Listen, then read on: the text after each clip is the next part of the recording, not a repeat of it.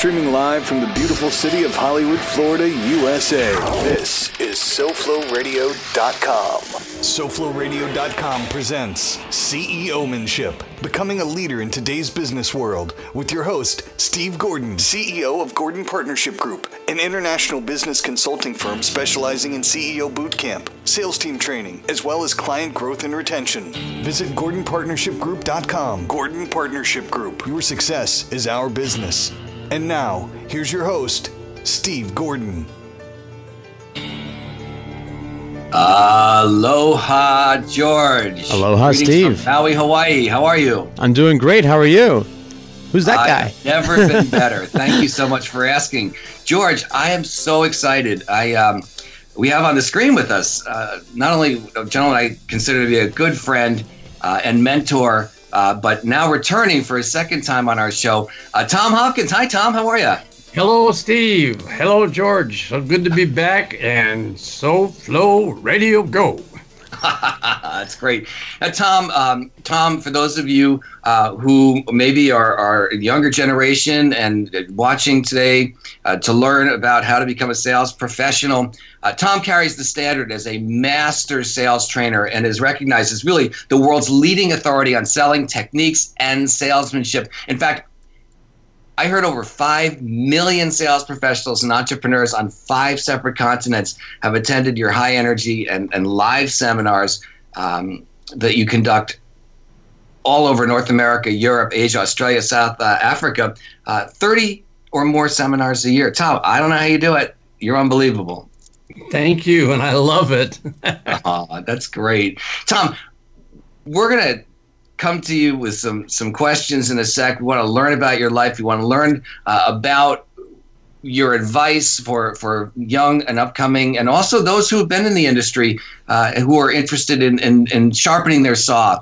But before we do that, George, I just wanted to share with you a very interesting new television show that I heard about over the weekend. It's called Autism Television, or Autism TV, and it's actually called Navigate Autism with Jane Lynn. And the host is a woman named Jane Lynn Britton from New Jersey. And Jane has created this TV show to help other parents along their journey with autism. But most importantly, because she wants to demystify autism and help folks, her friends, her family, her neighbors, to get comfortable with autism and how to support parents and their kids, as well as autism all around our community. And George, I know that on her show, she shares tips that she's learned that have helped her son go from really completely exclusive and in his own world to being interactive and social and connected with others. And she also introduces different guests and services who share ways that parents can help their children today. So Jane Lynn Britton was an HR leadership partner. She's a trainer. She was a coach for over 2 decades. She's also the mom of 2 kids, and she left her career to homeschool her son with autism for 8 years. Currently, she's partnering with parents of children with autism and teaching them gentle and natural ways to improve health and focus and socialization, and sharing how she created a community around her son with autism. And right now, she's hosting a weekly Facebook Live on her Facebook page, which is Navigate, Navig, the number 8, Autism. And that's at 12:30 every Tuesday. That's Eastern time. And now she's hosting a TV show. And so although, George, this show is through Princeton TV, which is in New Jersey, anyone can watch online. Navigate Autism with Jane Lynn airs currently at 6:30 p.m. On Wednesdays, that's Eastern time, and Friday at 10 a.m., also on princetontv.org. And so as a new show, it airs 4 times until the next episode, so you get to watch 2 shows each month.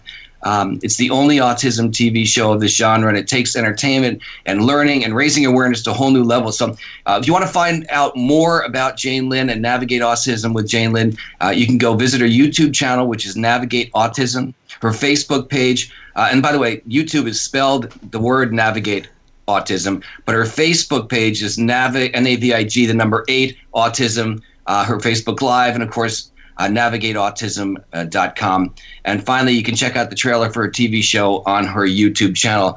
So, George, I know that that may have some personal meaning for you. No, I wrote the information down. I'm definitely going to check it out. I have a daughter with autism. She's 15. She's doing great. She's high functioning. She wasn't always, and I didn't know, what the future would hold for her. But we're very happy with where she is at right now. And I do enjoy sharing my own experiences and hearing other people's experiences. There's everyone is unique, and there's a lot of insight that people can share with each other. So thank you for doing that, Steve. And thank you, Jalen. So Tom Hopkins, here we are again. Tom coming from a secret location somewhere on the mainland, hiding out, resting, because he's got a big event coming up in a few weeks, which we're definitely going to talk about. But if you live or can get to Dallas, Texas, you're going to want to listen and stay tuned. Tom, 5 million sales professionals and entrepreneurs on 5 continents have attended your seminars. You do 30 seminars a year. I can't even imagine getting on that many airplanes. And then it's not even domestic. It's North America, it's Europe, it's Asia, Australia, South Africa. Authored 18 books. How to Master the Art of Selling is how I found you in 1986. Somebody gave me a copy of your book, or told me about your book. I went out and bought it. I was a computer programmer, and I was really unhappy, and I wanted to go into sales, but I knew absolutely nothing. And somebody said, you ought to go read this book, How to Master the Art of Selling, which now has sold 1.7 million copies worldwide, and it is still today the must-have reference guide for top-selling professionals in every field of sales. You've also authored, I understand, 3 books in the Dummies series. Yes, they're fun books. Well, that's awesome. And I know that the latest book, and when I had you on the show last time, I believe you had just come out with When Buyers Say No, which I still go back to as a reference guide. I love that book, and it is an inspiration to me. And I share that book and tell people they need to get it when they're trying to start out or just hone their skills as a sales professional. So thank you. You've got this very creative and entertaining style. And you look at sales trainers, Tom, and or any seminar, you're in a corporate environment, and sometimes, the boss says, hey, let's, we're going to have someone come in, and it's not always fun. In fact, sometimes it could be a little dry. But I can say that as one of your students, I have been to now probably close to a half a dozen of your different boot camps over the span of decades. And I don't say that to make us seem like we're older, but to say that you can never, ever stop learning. And so it's great to go back when you think you've hit the finish line, you realize you're not even close. So thank you for continuing to do what you do. So good morning. I love what I do. As you mentioned, it's so great to help other people do a better job, have a better life. And so thank you. Well, I appreciate you taking the time again. So Tom, we've known each other for several decades, but for those that maybe have just heard about you recently, younger generation, the Gen X, the Gen Ys that are starting out, I'd like to be able to take it back a little bit, if that's all right with you, maybe to your youth. Where did you grow up? I was raised in right outside of Los Angeles, California, and born in Burbank, and raised in the San Fernando Valley. And then, of course, when I was 19, got into real estate and moved my family out to Simi Valley, which is a small little bedroom community compared to L.A. And so that's kind of where I got started, and both in construction and in real estate. So you were in construction. Did you go to school before that? Were you going to university at one point? Were you thinking about pursuing something different?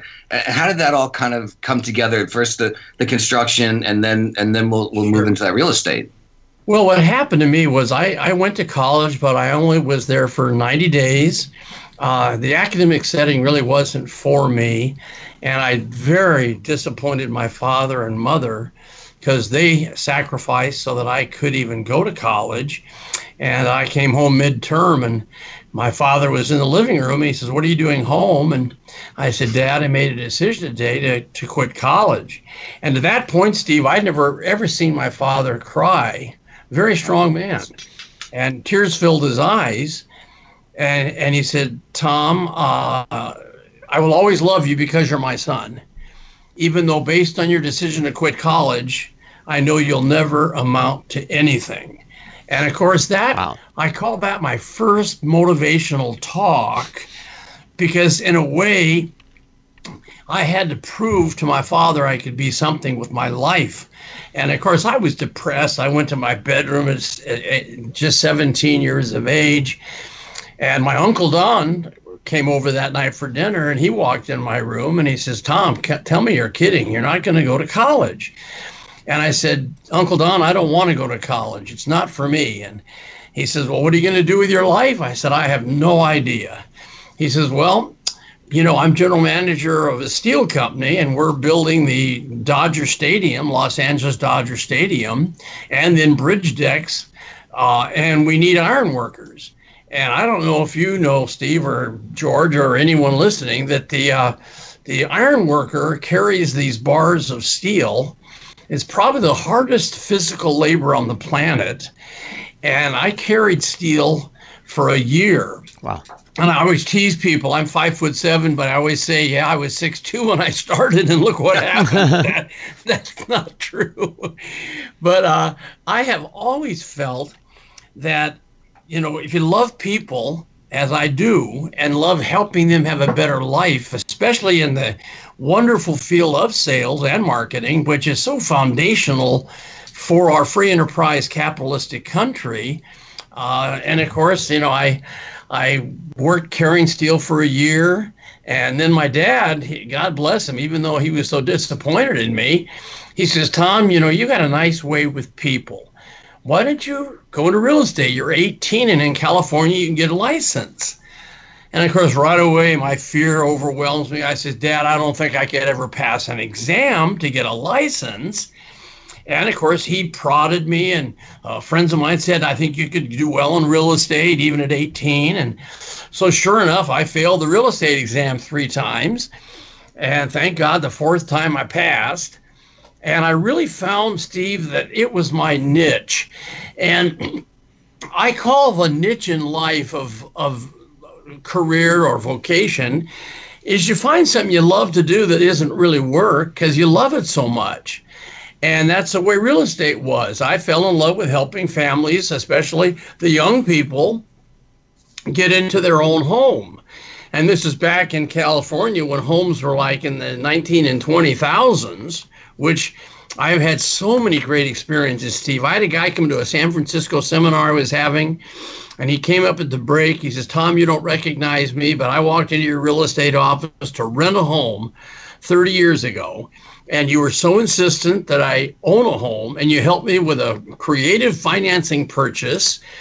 And my wife and I retired. I came to the seminar. I heard you were coming to the city.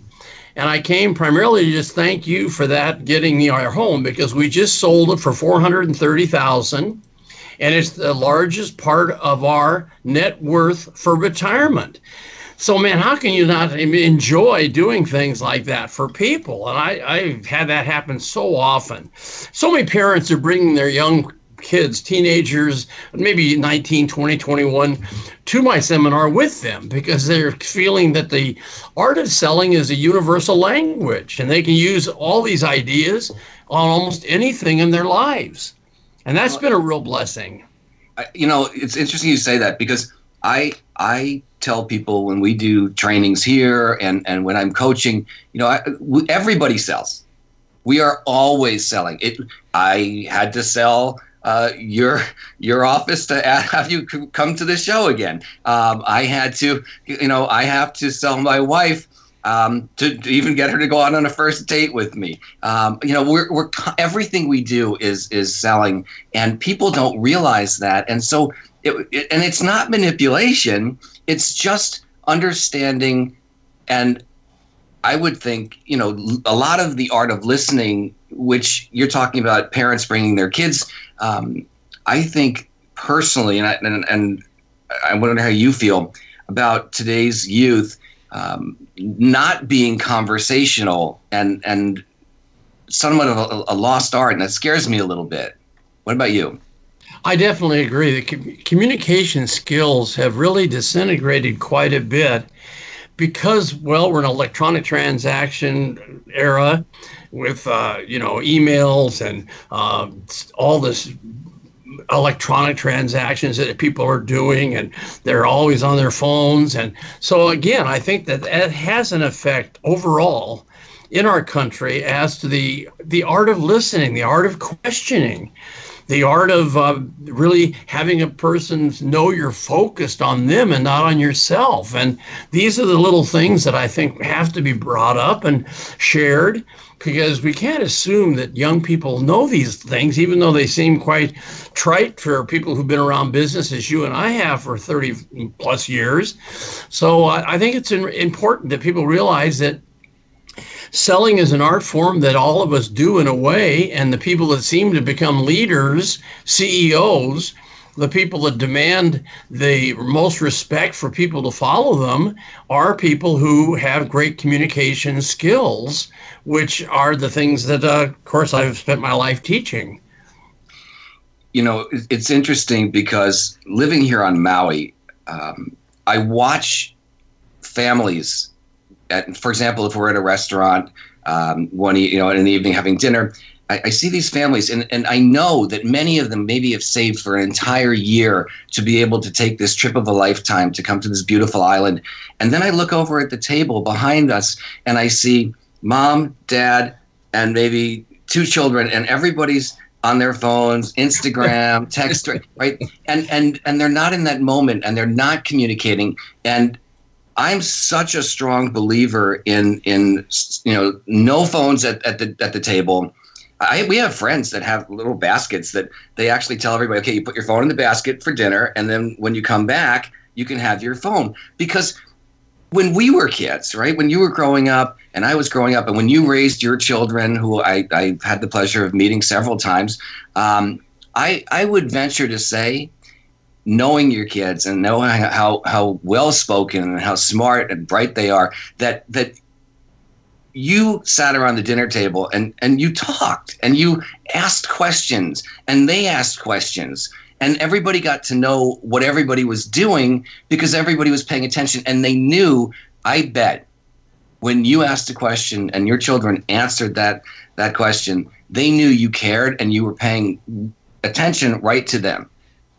Definitely. And that is, again, a learned art that you have to practice, because so much is going on in our worlds, all of us, that it's very hard sometimes to stay focused and concentrate when you're involved in a communication situation with your children, your spouse, your employees, employers, whatever. So, I think it's a very important skill. And I think that a lot of people don't have a mentor, a coach, that will help them in this communication area. And that's one thing I always suggest to especially new people in the field of sales and marketing. Find a mentor, someone you like and trust that has done a great job in communicating with others, and watch them, listen to them. When I was brand new in real estate, after 6 months of miserable production and failure, I was taught this, to find a mentor, and I called the number one realtor in our whole 300-person company, and her name was Rose Lane. And I asked Rose Lane if she would mind if I would just escort or go with her on some appointments. And I actually got in her car when she showed homes. I went on listing appointments. I just copied and mimicked what she said, how she said it, until I started to make some money, started to become a top producer, and eventually, of course, had some records in sales and real estate that still pretty much stand today. So again, I think finding that coach and becoming coachable, not only finding the coach, but being coachable, is so critical to long-term happiness and success. You know, Tom, I think that sometimes people who are starting out are afraid to do what you did, or think that person who has been more successful or somebody you would like to mentor would scoff at that moment. But I think that most people who have made it to where you would like to be remember when they started, and they're happy to. They want someone to come to them. They want. I mean, I can only imagine that this woman said was proud to be able to help you, and now she must be beaming, thinking about the success that you've had.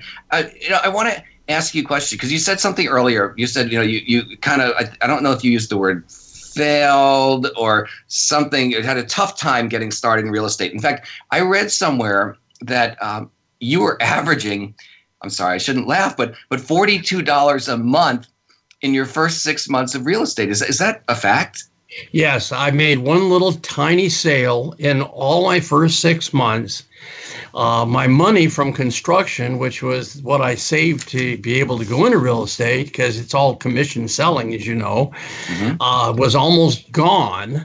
I was looking at either going back into construction for the rest of my life with no education. I had no idea where I was going. And again, with Rose Lane, this woman, giving me all this advice. And then I started just listening to the top people in the office, what they said on the phone. Because if you listen to a person who has made a great income with their communication skills, they can impart to you what you need to say and do to help others, which, of course, is probably 80% of what I teach is what you say to people, how you say it, when you say it, and then make yourself learn phraseology to help people agree with you that what you're offering them is a wise investment decision. So you mentioned that, so you made this one sale and you were financially stressed out, perhaps. Oh, but almost how broke. about emotionally? I mean, to me, I believe that a lot of people in your situation would not have had the emotional fortitude to be able to go back and say, I can do this. I'm going to do this. I'm not going to quit. And what was that tipping point for you when you just said, okay, I'm going to do this, and that game changer that absolutely changed your life and your family's future and generationally your family's future? Well, the truth is I had never really won anything in my life. I was a C student through high school. I have 90 days of college education. My first book took me 3 years of pain and effort to get it written and published and so forth. And I really believe that I did fail for the first 6 months, but all of a sudden I knew I was going to be able to do it. And I started all of a sudden, and of course I did put in 7 days a week. I took 3 days off. My first 3 full years in real estate, I took 3 Christmas days off. Now that's fanatical. Someone hearing that might say, well, that's not important to me. Well, it was at that point in my life. I mean, I was going to show my father that I wasn't going to be a failure. And once I started tasting success, all of a sudden another sale was made. And then all of a sudden they referred people to me. And all of a sudden I was called on a stage and won a trophy, which I'd never won anything. And then all of a sudden every month I thought, I'm going to win the most sale trophy. And so I did for 8 years. And glorious years. And then, of course, my book hit the best-selling list, New York best-selling list, and all of a sudden my phone started ringing. And I'm working on a whole concept called defining moments that change your life. And I really believe, Steve, we all have defining moments. When I was 23 years of age, my 4th year in the real estate business, that's the year I sold 365 homes in a year, which again had never been done. Well, I was asked to speak at the National Convention in Los Angeles, real estate convention. There was 5,500 people at that program. I was going to do a breakout session at 1 p.m. for about 150 people. Well, the convention started at 8 o'clock in the morning, and I figured I'm going to get up, put on my suit and tie. And I was down there with my speaker badge on, so I was out in the wings of the auditorium. And all of a sudden, the president of the association comes up, and he says, Tom, Thomas Peters, who wrote a book in the 60s called The Peter Principle. He was going to be the featured speaker. And he said he's caught in Los Angeles traffic. We have to get started. Can you talk until he gets here?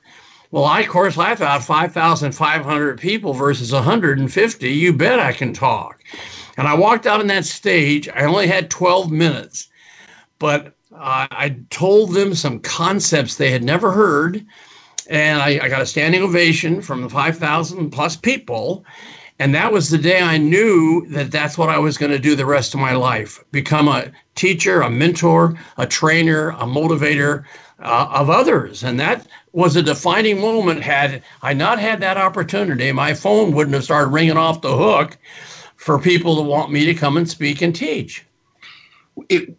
Listening to you tell that story, when you close your eyes and think back, what are you feeling right now standing in front of those 5,000 people? What were you nervous? Were you excited? Were you passionate? All of the above? How did you feel? I was scared to death, to be honest with you, but it happened so fast. I had no chance to really do anything but walk out on the stage. And I was kind of walking out, and I said, I don't know how long I'll be able to speak this morning because we're waiting for our featured speaker. But before he comes, I'll have you know that many of you and your salespeople at your office are losing millions of dollars because of 10 words that you are saying to people. So I'm going to give you the 10 words you cannot say. And so, again, this has enabled me to sell 365 homes, average one a day for a year. And boy, they all took out their business cards and they started writing down the darn 10 words. And I got to speak for a little over 10 minutes. I think 12. And then, of course, the president of the association came out and he said, well, what did you think of this young 23-year-old kid? And I got a thunderous standing ovation and went back to my real estate office, and my phone started ringing off the hook that people wanted me to come and talk at their companies. And so I spent 3 years, Steve, doing seminars absolutely for free, because I not only love the teaching, love the excitement of helping other people, but I thought, you know what, this is what I love to do. And what's so funny, Steve, is I'd give a little talk or a seminar to a company, come back to my office and have a much better week because I was teaching what I know I had to do as well. So you spoke and did not charge. Right, for 3 years. And yet, so the whole give without expectation, and look what you reaped. Unbelievable.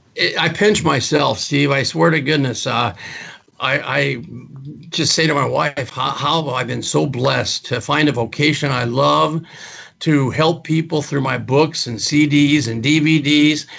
And of course, yes, live on an airplane almost every week, flying to some city in the world that has selling. But it's just been a fabulous life. And, you know, to share ideas like we have for you and I since '86, you using our material and me being on your radio program a couple of years ago, I believe it was. But it's just been a fabulous life. And I hope the folks listening will realize that the first key to really being happy and successful is find something you love to do that isn't work, that is your niche, that you're passionate about. And that's, I was playing golf with Wayne Gretzky, the famous hockey player. And after the game, I said, you know, I'd love to ask you, why do you think you became the great one, which was what they called Wayne Gretzky, number 99, the great one. And he said it to me. First time I really grabbed it. He says, Tom, I had a passion for all aspects of the sport of hockey, a passion for practice, a passion for winning, a passion for losing, a passion knowing that when I skated on the ice, the whole other team was after me. And so that was the first time I really had anybody of that greatness talk to me about the P word, which I think you got to get passionate about what you do and how you do it.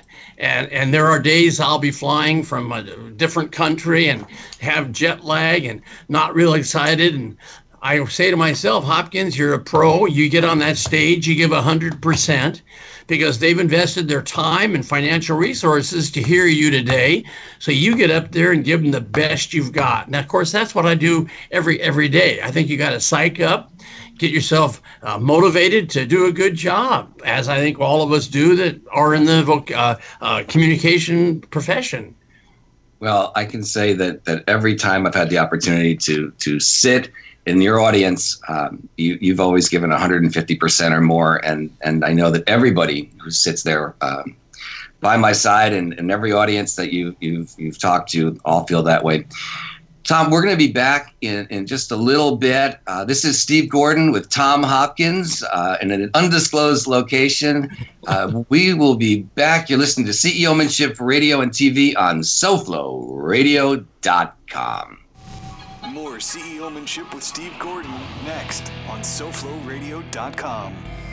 Put a team of professional consultants behind your home or business computer with Key Information Solutions, providing solutions to your internet and computing needs while keeping you on the cutting edge of technology. Preventative maintenance and networking support, hardware and custom-built computers. Let Key Information Solutions be your personal tech staff for your home or office with affordable hourly, monthly, or annual rates to fit anyone's budget. Call Key Information Solutions now, 954-973-3374. That's 954-973-3374. Or visit keyinformation.com. Become a leader. I'm Steve Gordon, your host of CEOmanship. Your success is his business. A radio show for business owners and CEOs. CEOmanship. We talk about how to grow your business, customer retention, customer acquisition. We interview CEOs from across the world and talk to them about their businesses so that they can share ideas with you to help you grow your business. Monday from 2 to 3 p.m. Gordon Partnership, where your success is our business. On SoFloRadio.com. See? It's easier than ever to listen to SoFlo, on the air and everywhere. On any computer, any mobile device, iPhone, iTouch, and anywhere you are, just hit SoFloRadio.com. Tell your friends about South Florida's radio network, SoFloRadio.com. Now, back to CEOmanship with Steve Gordon on SoFloRadio.com. We are back. So I'm back with Tom Hopkins, master sales trainer, world best-selling author, 18 books, 365 homes sold in 365 days, a record I can't imagine will ever be broken.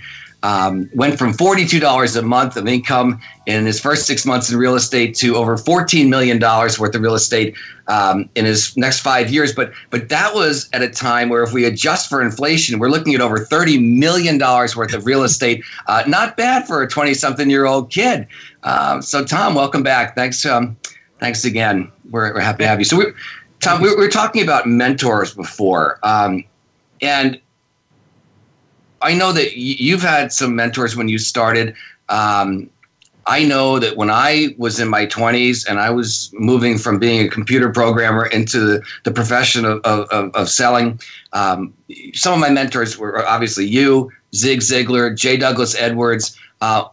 Everybody was a gentleman. And it was maybe a different world back then. Who were some of your mentors when you were sort of transitioning from construction into the profession of A, selling, and B, speaking?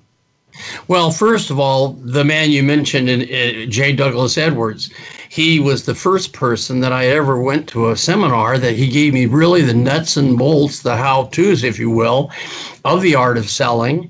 And he then, of course, became a person. Back then, we didn't even have cassettes yet. There were records, but he had a record called Closing the Sale, the 13 Basic Closing Skills. And I got that record, wore out maybe 2 or 3 records. And that's why people are so fortunate today, because we couldn't put a record player in our car and we didn't have CDs, not even cassettes yet. But people today can pop a darn CD in their car, turn their driving time into learning time. And so they're very fortunate to be able to do that. Dr. Norman Vincent Peale was one of the people that had a tremendous effect on me.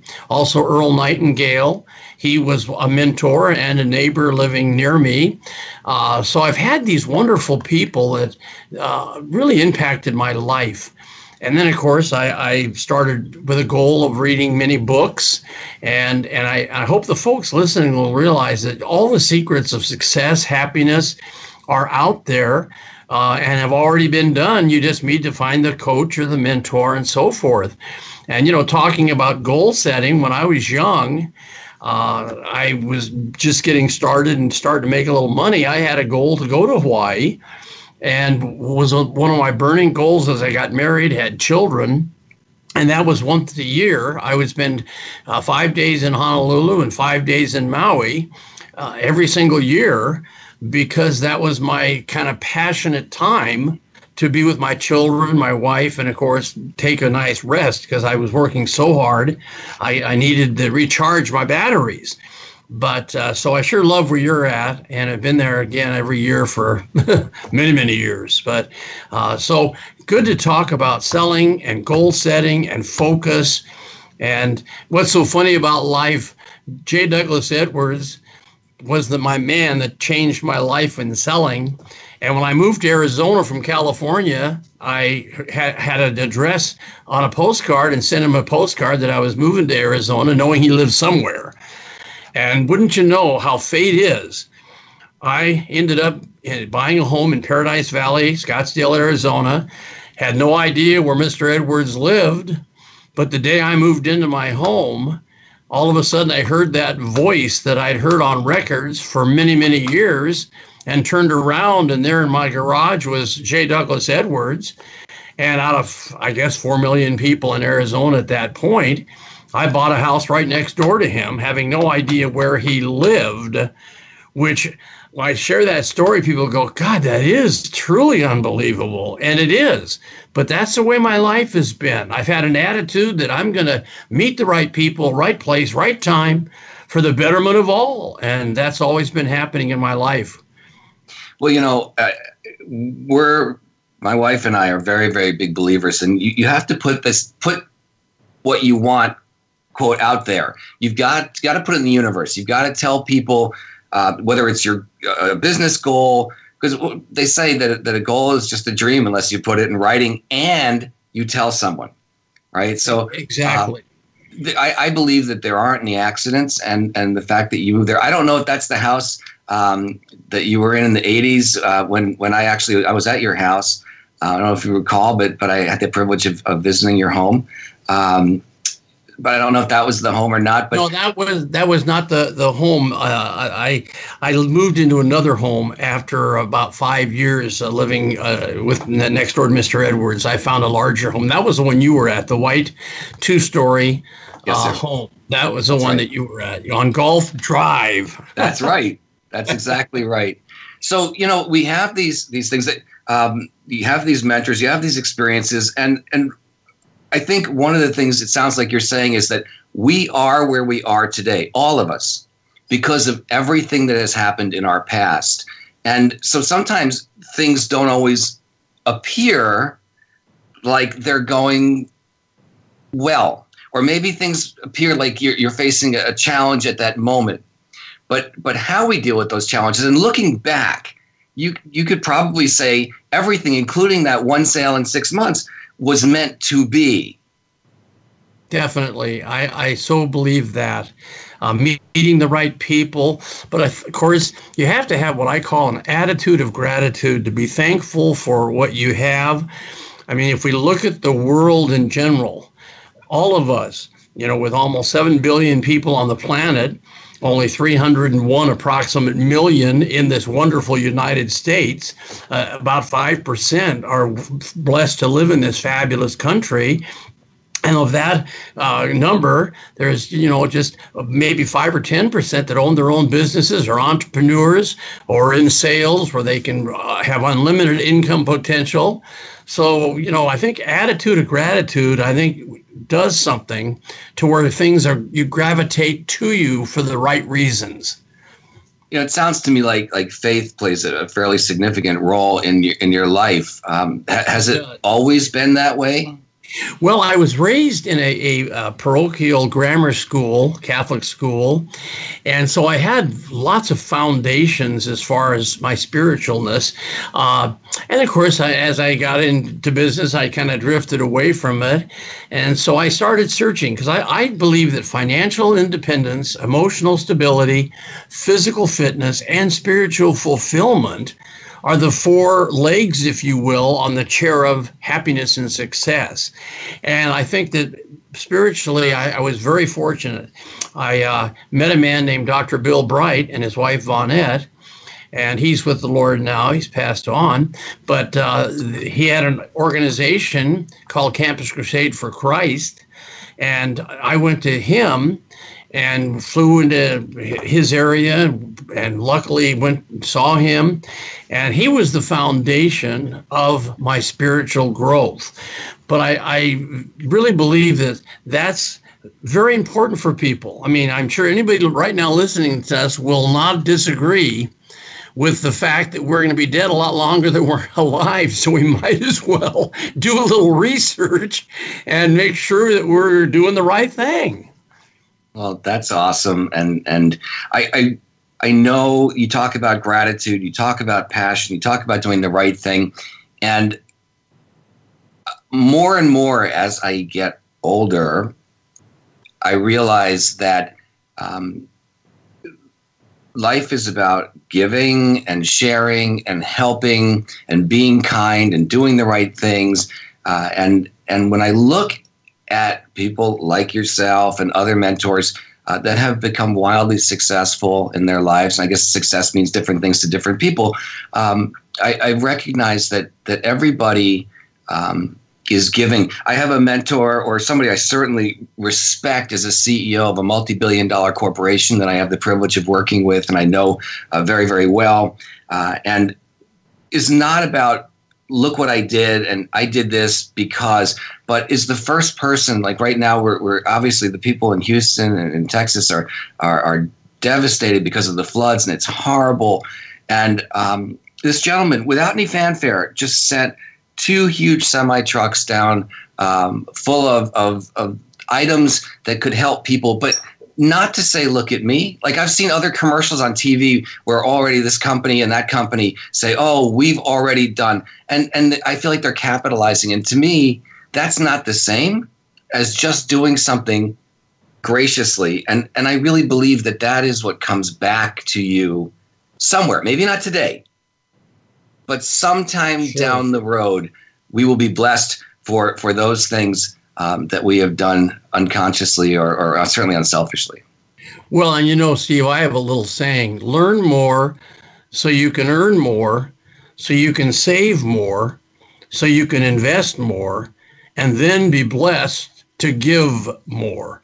And if you'll notice, the giving is when you really receive. And this is something that sounds idealistic, sounds kind of maybe funny, but boy, I tell you, the happiness is when you can give, when you can buy your mother or father, if they don't have a home, buy them a home, or you can give a sister or brother a new car. These are the things that I have found make me the happiest. And I think most people that have this attitude of gratitude will agree that, you know, you only keep in life that which you give away, because it's all going to be gone someday. So enjoy giving as much as receiving and watch how your life can change. Amen. So a couple of minutes ago, you were talking about some of your original mentors, and I started to mention that it was a gentleman's industry. I felt like the people we talked about certainly were really, they weren't loud, they weren't in your face, they just were giving and sharing, and I always felt like they were kind individuals, yourself included, and yet today so many of the up and coming, if you want to call them coaches or self-proclaimed in many cases mentors, they seem to be like right there, and it's loud, and it's, I think, over the top, some of them, language that I personally wouldn't want to use on the stage or in a seminar. And so do you feel like sales is, and I use the word gentleman sort of loosely, a gentleman's business, or do you feel like the buyers have been desensitized so much due to technology and these loud in your face sales tactics? Do you think that noise works, or do you think still at the end of the day the most successful people are those who are compassionate and yet and sort of pay attention and listen and relate to their customer? I definitely still will always believe that if you get people that sincerely like and trust you because of your ethics, integrity, and you really love people, and they feel that, I think that's the foundation. I never had to, get any aggressiveness. I ask a lot of questions, and I did lead people through the art of questioning and listening. But I agree with you that I think a lot of the people today feel they've almost got to shout their way to get their message across, which I don't believe is true. I, teaching at my seminars, teach people the warmth, the importance of setting the stage with people, to get them to relax, to relieve pressure. And this is how I built my business in real estate. And of course, people would go and watch me at the table or the desk showing a home or closing a listing transaction. And they go, "Gosh, Tom, you make it sound so easy and you're so gentle with people." And I said, well, that's just the way I am as a person, and that's the way I've always been. People don't want to feel you're in their face, even though that may be truer today than it was back in my day of selling real estate. But I also feel that people want a relationship where they aren't feeling that you're beating them up. And that's, I think, too many people, I think, in leadership positions are coming across like that. And I think that's not right today. So there's a term, born salesperson.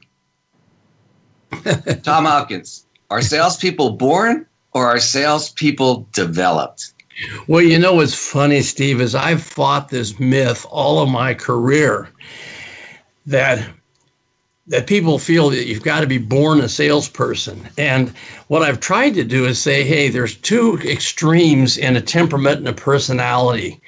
There's the interesting extrovert way over here. Then there's the interested introvert over here.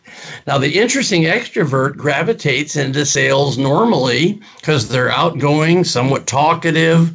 They love being in control of conversations. They can be a little aggressive. And then, of course, the interested introvert is somewhat humble, somewhat shy, very sensitive to people's feelings, has lots of empathy for others. And I try to get the interesting extrovert to come across more like an interested introvert, and the interested introvert to come more like an interesting extrovert, to where you're kind of in the middle, where you can relate to both types of people. After you sit and listen to people, you get a feel for what they're like and what their desires and needs are. And this is kind of how I always did business with people. And my last year, I would say 96% of the people I did real estate with were referred to me by others who I had made happy. And I don't think that's true if you are too aggressive, too talkative, or too much of the interesting extrovert. I think you got to lighten up and, again, build a relationship. And I can tell you, after all those years, I have hundreds of people that would send me cards, that would call, that would refer business to me because I treated people well. And I think that's the foundation of a long-term relationship. Treat them the way you'd like to be treated. The old golden rule, I think, will always be a foundational part of communication and selling. You talk about a long-term relationship, and it's true. Everybody today, we're in such an instant gratification mode. People forget that it's not the first sale. It's a lifetime of sales. If we're selling automobiles, wouldn't it be great to be able to sell not one to just me, but one to my wife and our neighbors and our children, and then when we're ready in a few years to get a new car, to be able to know that we're coming back to you. And it just seems like that need. It's almost like a need for greed, and people forget that you will make a lot more people happy, and therefore you will be financially rewarded far greater for taking care of that consumer and putting them into the right product that's right for them at that time in their life. You're right on. I mean, that's so true. I've proven it in my life. And some of the highest income earning people who've been through my seminars, they're really nice, gentle, loving people. But yet they do extremely well because they know their product, their business, they're students of communication skills. And of course, people like and trust them and want to have a long-term relationship. And that's my total belief. And I don't think it'll ever change. I don't care how much high technology is involved in business. I think people will always want a relationship where they feel good about a person, they feel their sincerity and their ethics, and they really know they're there to help them rather than sell them. Okay, so we're going to move into a little bit of a lightning round here as we're starting to wind the clock down. We don't have to fire back and forth that quickly, but because this is not a 30-second answer, but I wanted to give you a little heads up. Okay. So looking back on your life, you've been through a lot, right? You told us where you grew up in California. You left school after 90 days. Your dad was disappointed. But what was interesting is that he also came to you after the initial disappointment, right? If people were paying attention, they also would have heard you say that he said, I think this is what you would be good at. And so, yes, he was disappointed, but he didn't leave you at the curb. He actually came back to you with parental advice that in retrospect, changed your life. But now looking back at all of this, 5 million people, 5 continents, 1.7 million copies of How to Master the Art of Selling, and all the other books that you've done, and traveling the way you have, and all the people you've met, including Wayne Gretzky, that would have been awesome. Yeah. Is there anything that you would have done differently in retrospect, now that you look back from 30,000 feet? I think I would have. I think I would have stayed in school. In knowing what I know now, I would have loved to have a degree. I lucked out at my age to get into real estate, find my niche. But I think if I could have changed anything, still being who I am today, I really would have liked to have a degree. And I try my best in my teaching when these young kids that are still in high school or just getting into college, I let them know. I say, I think that it's a very valuable thing to have a proof of your education, a degree, and so forth. So I think that would be the main thing I would have done differently. But there's not a lot of other changes I would make.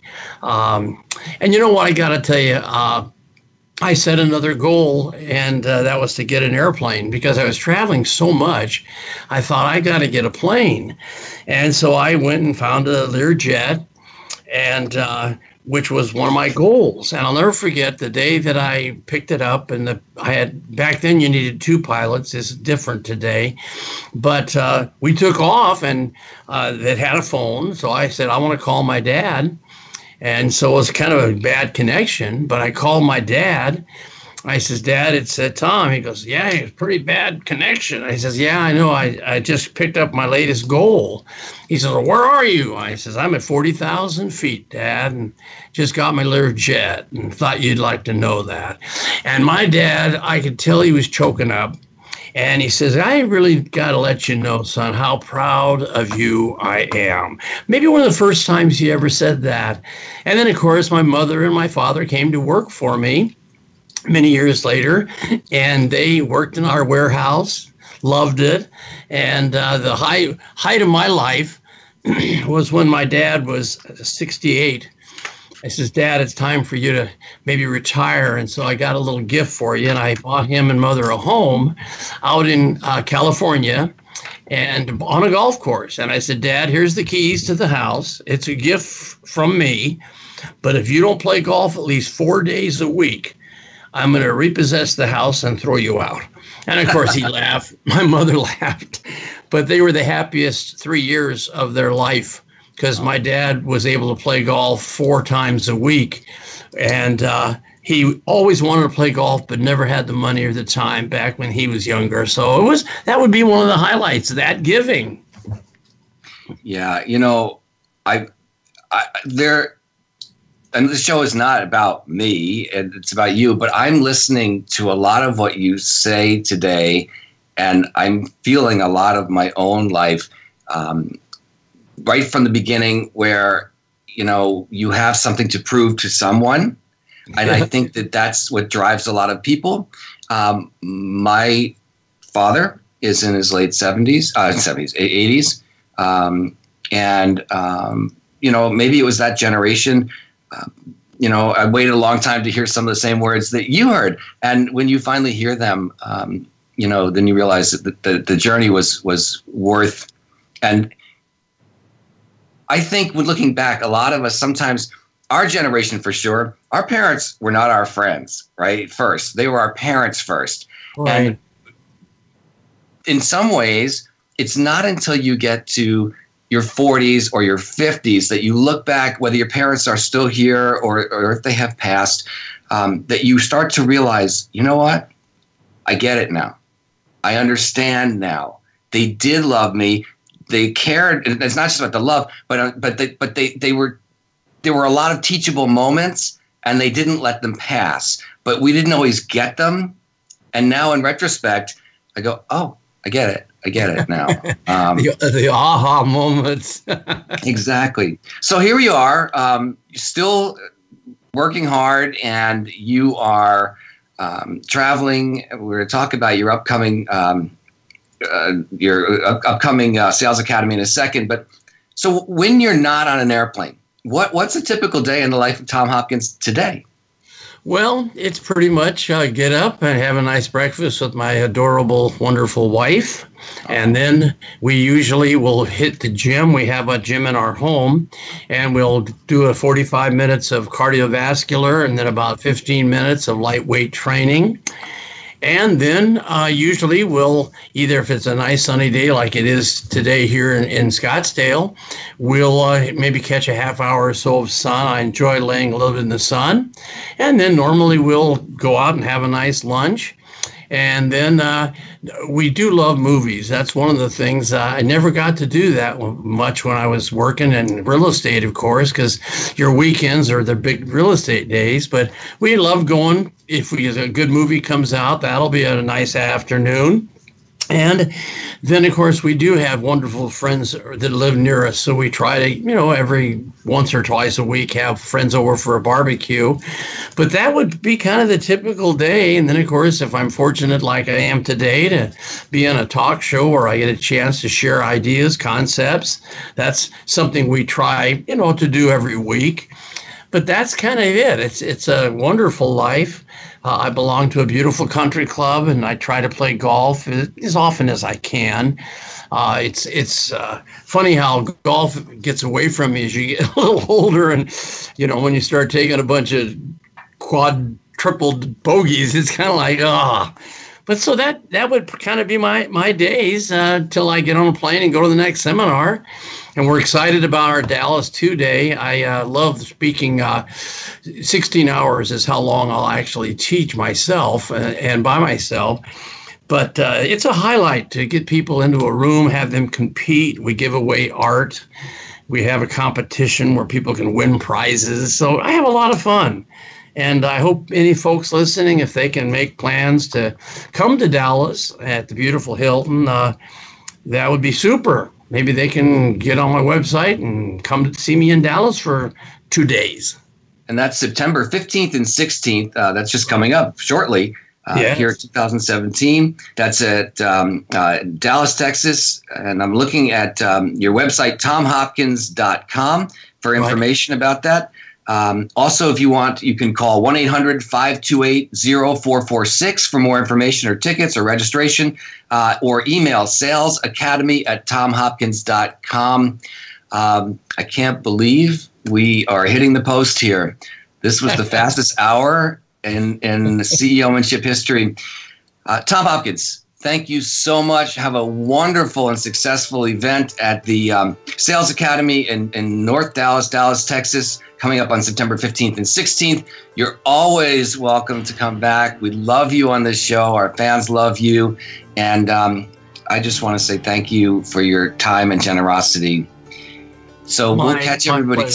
My pleasure, Steve. I look forward to seeing you or being with you again. Thank you, George, as well.